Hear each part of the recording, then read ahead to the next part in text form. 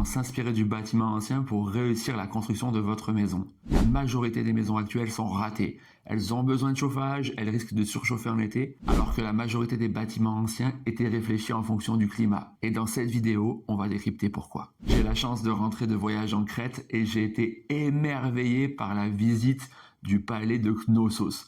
Ce palais minoen qui a plus de 3000 ans est vraiment magnifique et incroyable. Alors certes, actuellement, c'est surtout en ruine, mais lorsque vous visitez le musée, vous pouvez voir des maquettes impressionnantes qui vous permettent de décrypter les lieux. Une chose est sûre, à Knossos, rien n'était laissé au hasard et c'est souvent pour ça que vous ratez vos propres maisons.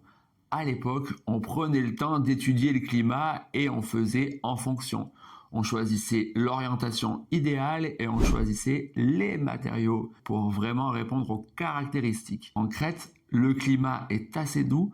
Le principal challenge se situe vis-à-vis du chaud. Mais il y avait quand même pas mal de petites techniques qui servaient à maintenir la chaleur. Pourquoi et comment ça peut vous inspirer?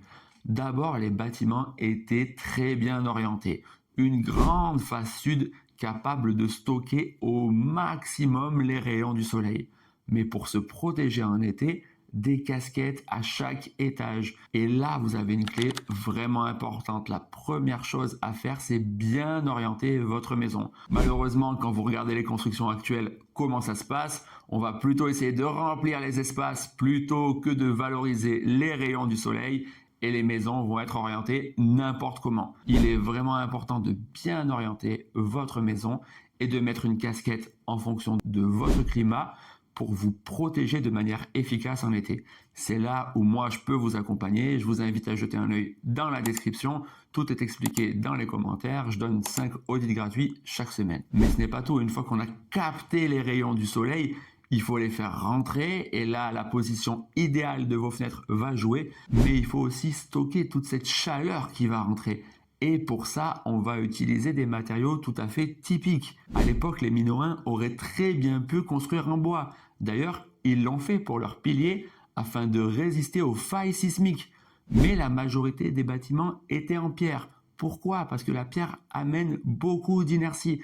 Et je vous expliquais tout l'été que l'inertie, c'était un moyen pour vous protéger des surchauffes. En effet, le bâtiment va mettre énormément de temps à changer de température. Ça sera utile en hiver, mais surtout très utile en été. Peut-être que ça vous semble complexe d'avoir un maximum d'inertie dans votre maison, et pourtant, ça ne l'est pas tant que ça. Vous pouvez par exemple utiliser le béton, la brique pleine, ou de manière plus écologique, l'argile, afin de faire des dalles ou des cloisons qui capteront un maximum toute la luminosité qui viendra réchauffer ces parois, ce qui transformera votre maison en une véritable batterie solaire qui montera doucement en température et qui descendra doucement en température. Les Minoens sont vraiment allés loin. Ils sont jusqu'à aller calculer la date exacte du solstice pour qu'à l'heure où le soleil se lève, le trône soit illuminé afin de faire différentes cérémonies spirituelles. Et ce n'est pas tout. Les Minoens ont aussi réfléchi à faire différents passages à l'ombre en été. Et là aussi, c'est vraiment important de ne pas penser seulement à votre maison, mais à son contexte.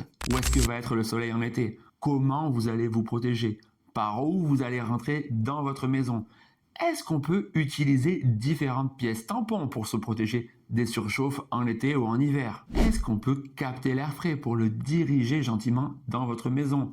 Est-ce qu'on peut ouvrir en hauteur pour évacuer les surchauffes? Toutes ces questions, ils se les sont posées et vous devez aussi vous les poser si vous voulez réussir votre maison. Par exemple, à Knossos, il y avait un patio qui permettait à la fois de mettre à l'ombre et de capter l'air frais, mais aussi une pente pour diriger l'air frais en hiver afin qu'elle puisse s'extirper. Les Minoens ont aussi joué sur la couleur.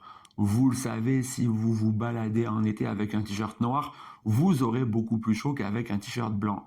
Vous pouvez jouer là-dessus avec votre façade, par exemple.